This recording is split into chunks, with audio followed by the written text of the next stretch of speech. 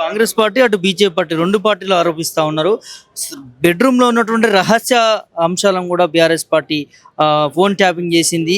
ఇటు హీరోయిన్లకు సంబంధించిన వాళ్ళ జీవితాన్ని కూడా నాశనం చేసింది అనేది అప్పటి నుంచి ఇప్పటి వరకు అదే మాట్లాడుతాను. ఇటీవల కేటీఆర్ గారు సిట్ ఎంక్వైరీకి వెళ్ళినప్పుడు కేటీఆర్ గారు వాళ్ళనే ప్రశ్నించడం జరిగింది. ఇట్లాంటి వార్తలు వస్తూ ఉన్నాయి, ఇట్లాంటి లీకులు వస్తూ ఉన్నాయి, మీ దగ్గర అట్లాంటి సమాచారం ఏమైనా ఉన్నదా అని చెప్పి కేటీఆర్ గారు వాళ్ళని ప్రశ్నించడం జరిగింది. అధికారులే స్పష్టంగా చెప్పారు అట్లాంటిది ఏం జరగలేదు, అవన్నీ ఒట్టిగా వస్తున్నటువంటి వార్తలే, అవన్నీ కూడా నిరాధారమైన వార్తలే అని చెప్పి అధికారులే చెప్పడం జరిగింది.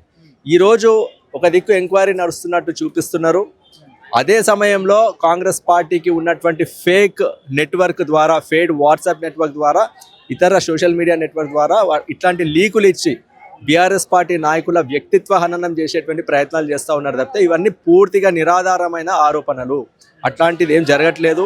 కేవలం ప్రభుత్వం తాత్సారం చేసే విధంగా, వాళ్ళ తప్పులని డైవర్ట్ చేసే విధంగా, ఈరోజు వాళ్ళ వైఫల్యాలను డైవర్ట్ చేసి ప్రజల నుంచి డైవర్ట్ చేసే విధంగా ఇట్లాంటి ఎపిసోడ్లు నడిపిస్తున్నారు తప్పితే ఇక్కడ ఇట్లాంటి కేసులు కానీ ఇట్లాంటి ఏమి కూడా నిజానికి వాస్తవంగా లేనటువంటి పరిస్థితి.